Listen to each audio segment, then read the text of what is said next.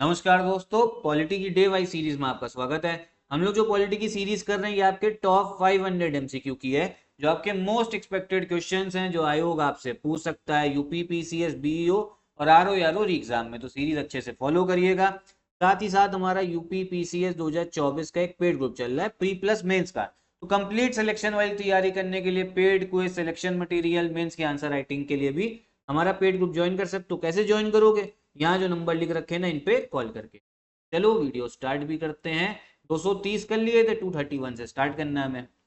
क्या बोला जा रहा है? The mind of the makers of the constitution of India is reflected in which of the following. Bharat के संविधान के निर्माताओं का मत निम्नलिखित में से किसमें प्रतिबिंबित होता है?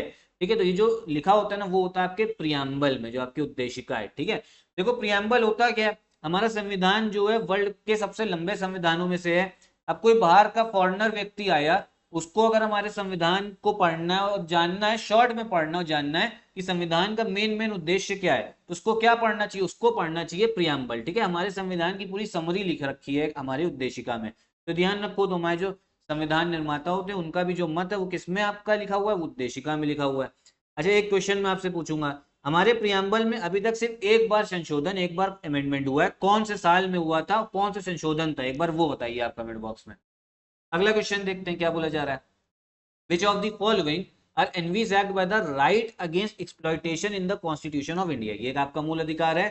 भारत के संविधान में शोषण के विरुद्ध अधिकार द्वारा निम्नलिखित में से कौन से परिकल्पित हैं? ठीक है, शोषण के खिलाफ जो अधिकार है, इसमें आपका पहला वाला होगा prohibition of traffic in human beings and forced labour, मानव देह व्यापार और बंधुआ मजदूरी का निषेध। ठीक, ये होता है क्या है? ट्रैफिक इन ह्यूमन बींग्स का मतलब जाम लगा हुआ है? नहीं।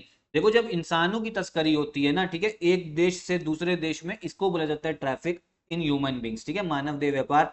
मान लो अफ्रीका के कुछ लोगों को कहीं और दूसरे देश में आपका बेचा जा रहा है स्लेवरी, गुलामी के लिए। ठीक है, या वहां पे मान लो ऐसा बहुत से होता है, जैसे बांग्लादेश आपका, जो बाकी साउथ ईस्ट एशियन कंट्रीज है, वहाँ छोटी छोटी लड़कियों का व्यापार होता है। ठीक है, बहुत दुखद व्यापार है, लेकिन भाई अब जो चल रहा है इसके लिए पूरा इंटरपोल लगा भी रहता है। तो ये सब चीजें ना, ट्रैफिक इन ह्यूमन बींग्स, इसको रोकना ये आपका मौलिक अधिकार है। और साथ ही साथ में बंधुआ मजदूरी, फोर्स्ड लेबर, इसका मतलब क्या है? मान लो आपको किसी से काम करवाना, आपको नहीं, किसी एक व्यक्ति को काम करवाना लेबर से, लेकिन लेबर कह रहा हमारा मन नहीं है, तबियत नहीं खराब है, तो जबरदस्ती मार पीट के उसको लेके जाके अगर काम करवा रहे हो ना, तो ये होता है फोर्स्ड लेबर। अब ये आपको देखने को आजकल नहीं मिलेगा, ज्यादातर कहाँ देखने को मिलता है? जो मतलब ऐसी फैक्ट्रीज होती है जहां पे खतरा ज्यादा हो, काम करते हुए जान जा सकती है, तो ये सब की चीजें वहां देखने को मिलती है। इसको आपको बंद करना, बैन करना है। ठीक है, ये मौलिक अधिकार है। और आपका और कौन सा है? फोर्थ वाला है कारखानों और खदानों में बच्चों के नियोजन का निषेध। ठीक है, बच्चों को ना एम्प्लॉय करो फैक्ट्रीज और माइंस में।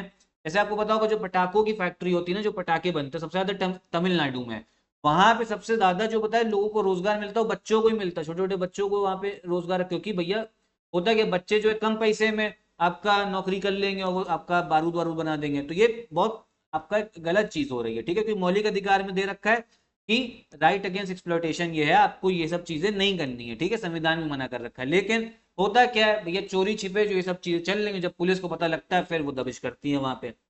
करेक्ट आंसर आपका कौन सा हो जाएगा? वो होगा आपका, देखो 1 और 4 सही है, करेक्ट आंसर हो जाएगा आपका सी वाला। ठीक है, ध्यान रखो। अगला क्वेश्चन देखते हैं क्या है, तो मुझे जरा कौन सा स्टेटमेंट जो है करेक्ट है। मौलिक अधिकार को लेकर इसमें बोला गया है, तो जो करेक्ट है वो ये है, जो आपकी फंडामेंटल राइट्स है ना, ये आपका क्लेम है किसके खिलाफ? जो आपका स्टेट है, जो राज्य, राज्य यहाँ पे वो बात नहीं हो रही है जो उत्तर प्रदेश बिहार, राज्य मतलब इंडियन स्टेट, भारत राज्य के बारे में बात हो रही है। ठीक है, अधिकार राज्य के विरुद्ध नागरिकों के दावे हैं। ठीक है, अगला क्वेश्चन देखते हैं क्या है। इसमें आपके मौलिक कर्तव्यों के बारे में बात हो रही है, मूल आपका फंडामेंटल ड्यूटी। ओरिजिनल संविधान में नहीं थे हमारे फंडामेंटल ड्यूटी, बाद में 1976 में इनको जोड़ा गया था। ठीक है, अब पहला बोला जा रहा है कि अगर भैया कर्तव्यों को पालन कराना है तो इसके लिए एक कानून बन रखा है, विधायी प्रक्रिया, गलत है।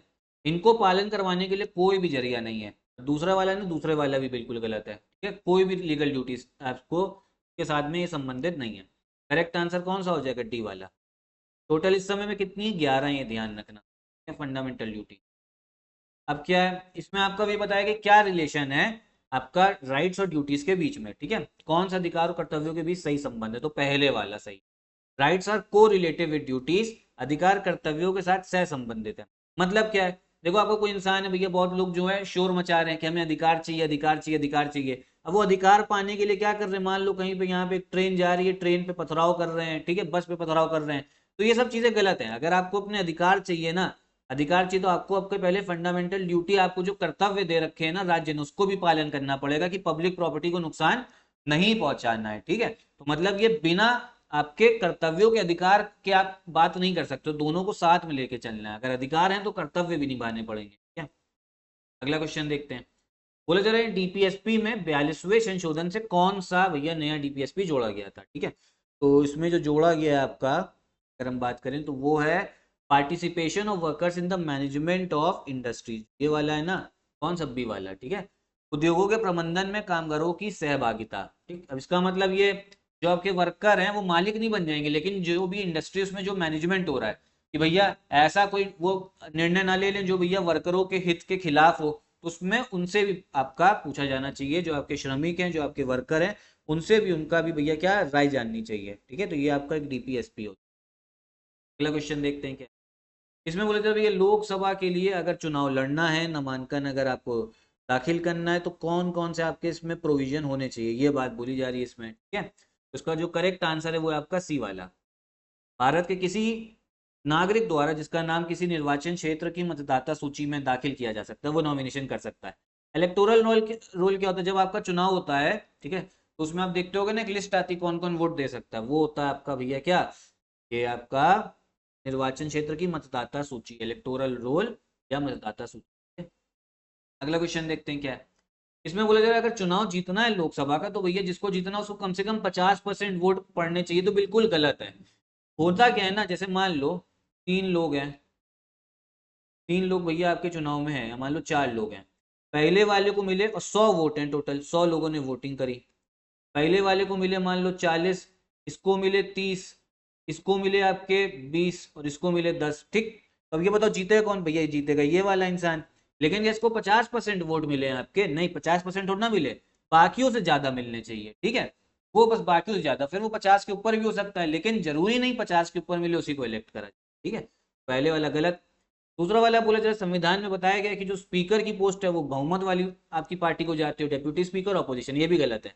ये आपका एक ट्रेडिशन है, परंपरा है, जिसके हिसाब से ये आपका स्पीकर की पोस्ट को बांटा जाता है। जैसे बीजेपी को आपको स्पीकर की पोस्ट मिलनी चाहिए, जो सबसे ज्यादा मेजोरिटी पार्टी है, जिसको सबसे ज्यादा सीटें, और सबसे जो विपक्ष है उसको डेप्यूटी स्पीकर, ठीक है। तो ये कोई संविधान में नहीं लिखा है, ट्रेडिशन, एक अंडरस्टैंडिंग है पार्टियों के बीच में।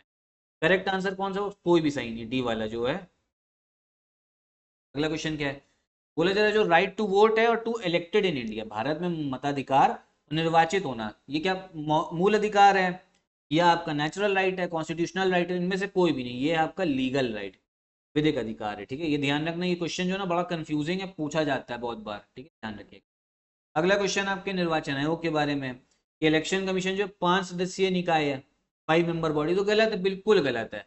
जो इलेक्शन कमीशन है इसमें टोटल अभी 3 सदस्य ही हैं, सिर्फ 3 मेंबर हैं, ठीक है, तो ये अलग गलत हो गया। फिर बोला जा रहा है कि जो आपका गृह मंत्रालय होता है, जो अमित शाह जी हैं, वो भैया बताएंगे कि कब चुनाव होना, चुनाव की तारीख, तो ये भी गलत है। ये कौन बताता है, ये आपका इलेक्शन कमीशन ही बताता है, ठीक है। अगला क्वेश्चन क्या है इसमें बोला जा रहा है कि जो भैया आपके डिस्प्यूट हैं, मान लो अलग अलग पार्टी जो है अलग हो गई, जैसे शिवसेना का आपने केस सुना था, कहाँ पे, महाराष्ट्र में, मुंबई में, ठीक है, वो टूट गई, तो किस पार्टी को कौन सा सिंबल दिया जाएगा, कौन से आपके जो विवाद है वो कौन सुनता है, वो आपका निर्वाचन आयोग ही सुनता है। ये तीसरा वाला जो है ना, ये सही हो जाएगा आपका, बिल्कुल तीसरा वाला सही है। करेक्ट आंसर कौन सा होगा, खुद सोचो, वो होगा आपका डी वाला, तीसरे वाला, बिल्कुल डी वाला जो है करेक्ट आंसर, ठीक है। तो इतना ही रखते हैं वीडियो में, 10 ही क्वेश्चन देखते हैं, अच्छे से देखते हैं। कोई अगर डाउट हो कमेंट बॉक्स में पूछिएगा, वीडियो कैसी लगी वो भी बताइएगा कमेंट बॉक्स में, और आगे भी सीरीज से जुड़े रहिए। इस चैनल पे क्या क्या इनिशिएटिव चल रहे हैं मैं आपको एक बार बता देता हूँ। हमारी एक पॉलिटी की सीरीज जो आप अभी देख रहे हैं वो चल रही है, मॉडर्न हिस्ट्री की सीरीज चल रही है अच्छे से, और साथ ही साथ में सबसे इंपॉर्टेंट जो सबसे यूनिक सीरीज है वो आपकी ज्योग्राफी की मैपिंग है, ठीक है। ये मैंने बनाई हुई है, इसको आप जरूर देखिएगा, प्लेलिस्ट बन चुकी है, आपको काफी अच्छे से मैप जो है ना समझ में आएगा। कैसे देख रहे हैं, पीवाईक्यू की हेल्प से देख रहे हैं, तो वर्ल्ड का, इंडिया का मैप पूरा क्लियर होगा। अभी ये सीरीज में अभी समझो 6-7 वीडियो ही आई हैं, अच्छे से देखिएगा, सब कुछ बढ़िया से क्लियर होगा। चलिए यहीं पे वीडियो भी खत्म करते हैं, नमस्कार।